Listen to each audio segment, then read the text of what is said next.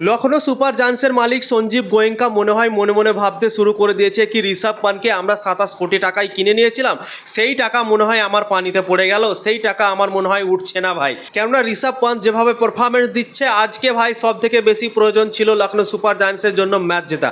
কিন্তু আজকে Lucknow super giants 160 run target পেয়েছিল, তা সত্ত্বেও সেই 160 রানটাও ভাই চেস করতে পারলো না। 40 রানে ম্যাচ হেরে গেল এবং ঋষভ পান্ত 0 রানে আউট হয়ে গেল। মাত্র 3 বল খেলে 0 রান করেছে ঋষভ পান্ত এবং অনেক বড় প্রশ্ন উঠে গেল ঋষভ পান্তের ওপর এবং 2025 সাল থেকে উঠে আসছে, কিন্তু 2026 সালেও কিন্তু কিছুই পরিবর্তন হলো না। 2025 সালে খুবই বাজে পারফরমেন্স করেছিল, কোনো ম্যাচে সে চলেনি, শুধুমাত্র লাস্ট ম্যাচ যে ছিল লিগ ম্যাচ 2025 সালে সেই ম্যাচটাতে সেঞ্চুরি করেছিল। তারপর সেই বছরটা শেষ করেছিল ঋষভ পান্ত খুবই বাজে পারফরমেন্স করার পর। কিন্তু লখনৌ সুপার জায়ান্টসের ফ্যানরা কি ঋষভ পান্ত ভালো পারফরমেন্স করবে এবং লখনৌকে ম্যাচ জেতাবে, নিজের ক্যাপ্টেন্সিতে জিতাবে, ব্যাটে জিতাবে? কিন্তু ভাই এই বছরও কিন্তু ঋষভ পান্ত নিরাশ করছে। শুধুমাত্র একটা ম্যাচ ঋষভ পান্ত এখন পর্যন্ত জিতাতে পেরেছে লখনৌ সুপার জায়ান্টসকে, নট আউট থেকে 68 রান করেছিল, সেই ম্যাচটাই জিতাতে পেরেছে এবং এখন পর্যন্ত ব্যর্থই হচ্ছে ঋষভ পান্ত, প্রত্যেকটা ম্যাচে ফেলই হয়ে যাচ্ছে। আজকে 0 রানে আউট হয়ে গেল, আজকে সব থেকে বেশি প্রয়োজন ছিল লখনৌ সুপার জায়ান্টসের সামনে, বেশি টার্গেটও ছিল না, 160 রান মাত্র টার্গেট ছিল।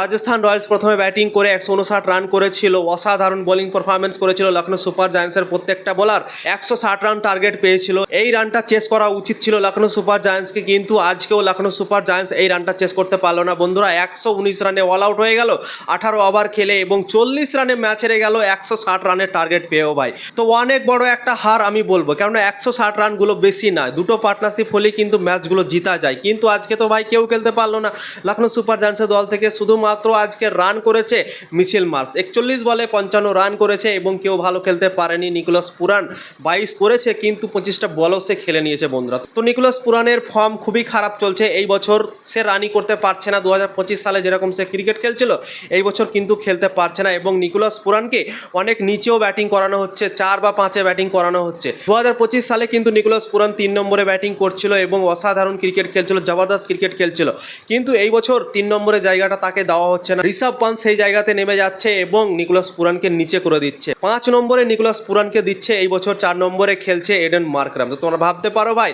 তো তাই জন্যই নিকোলাস পুরানের ব্যাট মনে হয় চলছে না, 3 নম্বরে জায়গাটা তার কাছ থেকে নিয়ে নেওয়া হয়েছে তাই জন্য।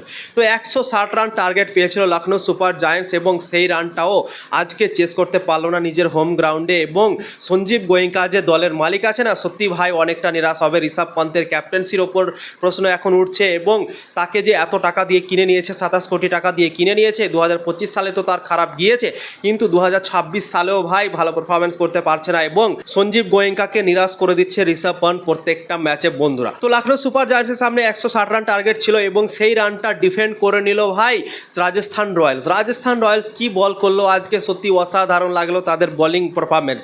জোফরা আর্চার 3টে উইকেট নিল 4 ওভার বল করে 20 রান দিয়ে। নান্দ্রে বার্গারও 4 ওভারে 27 রান দিয়ে 2টো উইকেট নিল। রবীন্দ্র জাদেজা 1 উইকেট, তারপর হচ্ছে রবি বিষ্ণই 1 উইকেট এবং রাজস্থান রয়্যালস অল আউট করে দিল ভাই লখনৌ সুপার জায়ান্টসকে 119 রানে এবং 40 রানে ম্যাচ জিতে গেল। তোমরা ভাবতে পারো লো স্কোরিং ম্যাচ ছিল এবং লো স্কোরিং ম্যাচে 40 রানে ম্যাচ জিতে নেওয়া সত্যি অসাধারণ পারফরমেন্স, জবরদস্ত পারফরমেন্স। যতই তারিফ করবো রাজস্থান রয়্যালসের ততই কম ভাই, এই দলটার বোলিং দারুণ চলছে ভাই।